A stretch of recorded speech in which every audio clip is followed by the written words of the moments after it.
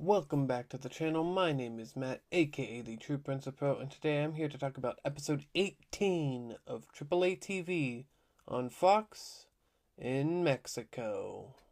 Our opening contest for this episode is a fatal four-way tag team match, as it is Mr. Iguana and La Parka versus NGD of Forestro and Sanson versus the Money Machine of Comida de Plata and Garra de Oro versus the Tokyo Bad Boys of Nobu and Takuma.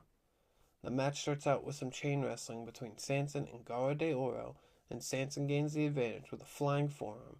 He tags in Forestro, and Forestro drops Garra de Oro with a Death Valley driver and then locks in an armbar. Comida de Plata tags into the match and hits Forestro with a flying crossbody off the top rope. Nobu and Takuma hit Comida de Plata with a double hip toss. Mr. Iguana hits Takuma with one of the coolest up-and-over crucifix drivers that I've ever seen. Takuma hits La Parka with a satellite DDT. NGD gets into the ring and beats down La Parka, and then tries to pick up La Parka for a double suplex, but La Parka counters and hits a double suplex of his own. Money Machine takes to the skies and hit a double dive on the outside onto NGD. Then the Tokyo Bad Boys follow that up with a pair of dives of their own onto the Money Machine. Takuma starts beating up Lieska, and Mr. Iguana hits him with a backdrop. La Parka comes on the ring and spikes Forestro with a flapjack, and then Mr. Iguana hits him with an Iguana Rana for a near fall. La Parka heads to the top rope and hits Forestro with a flying crossbody, then follows that up with the Bone Breaker to pick up the win for his team. After the match, the War Raiders make their way down to the ring to beat up NGD, Money Machine, and the Tokyo Bad Boys to send a message to the rest of the tag division, as well as Psycho Clown and Pagano, that they are coming for the AAA Tag Team Championships. After that, we head backstage, seeing Dorian Roldan standing outside of Marcela Peña's office, waiting to get a meeting for the AAA General Manager position, when he knocks on the door, and Tejano Jr. answers the door and tells him to keep the noise down as he is interrupting his interview for the AAA General Manager position. Next, we go out into the parking lot from a video from 2 weeks ago with Ray Phoenix and Laredo Kid after their incredible match against each other, where Ray Phoenix asked Laredo Kid what his problem is after they had such an amazing match to where the fans threw money into the ring and Laredo Kid had the nerve to disrespect him. Laredo Kid tells Ray Phoenix that Ray Phoenix is jealous of Laredo Kid for holding the AAA Cruiserweight Championship, just like Ray Phoenix is jealous of his brother Penta for holding the Intercontinental Championship.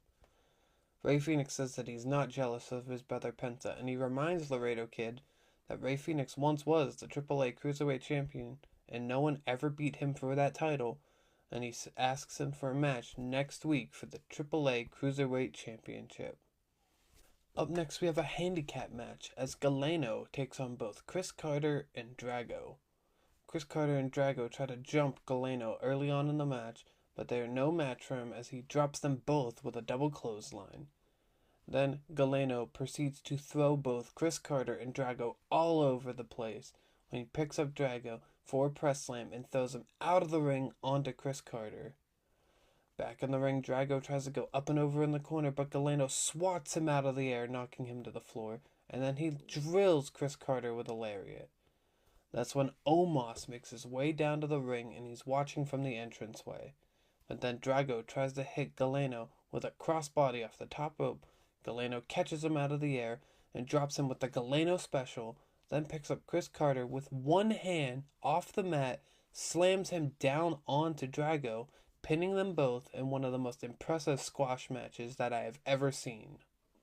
After that, we go to a video from last week in the parking lot with La Catalina, Lola Vice, and Bailey, where La Catalina thanks them for having her back against Las Toxicas, and then they set out a challenge for Noche de los Grandes for a trios match against Las Toxicas.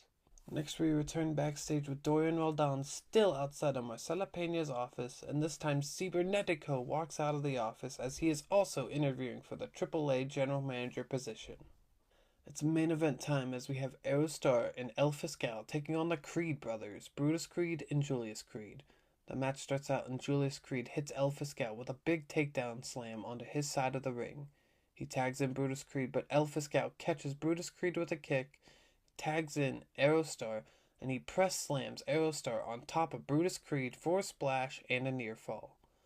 Aerostar goes for a dive on the outside onto the Creed brothers, but the Creed brothers catch him and spinebuster Aerostar onto the apron. In the ring, Julius Creed drops Aerostar with a vicious double leg takedown.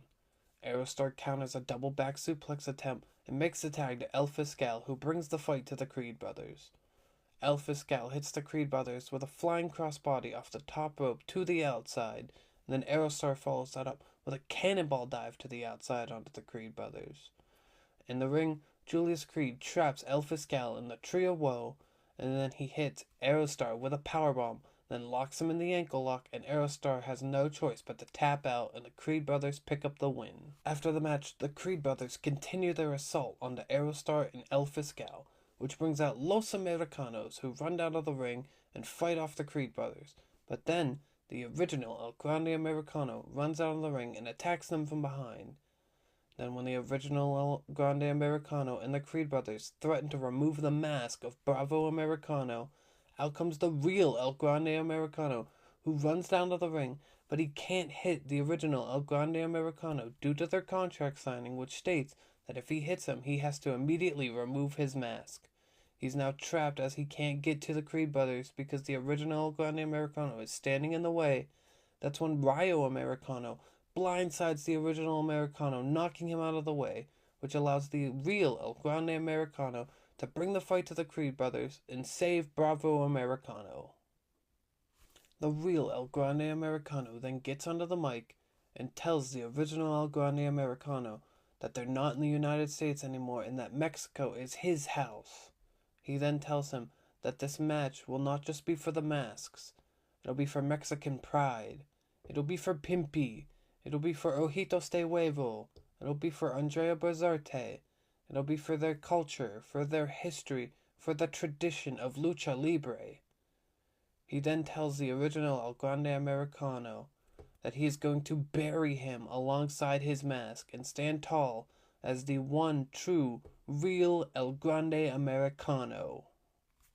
This was another great episode of AAA TV. The opening tag was chaotic fun, and then Galeno had a legendary squash match performance, and then the main event segment with the real El Grande Americano and the original El Grande Americano was pure perfection. This El Grande Americano feud is honestly some of the most fun that I've ever had watching television wrestling, and I just want you guys to know that. Next week we should be finding out who the new AAA general manager is, so leave your predictions in the comments below. Thank you for watching this review, and I look forward to talking more Lucha Libre with y'all in the next video.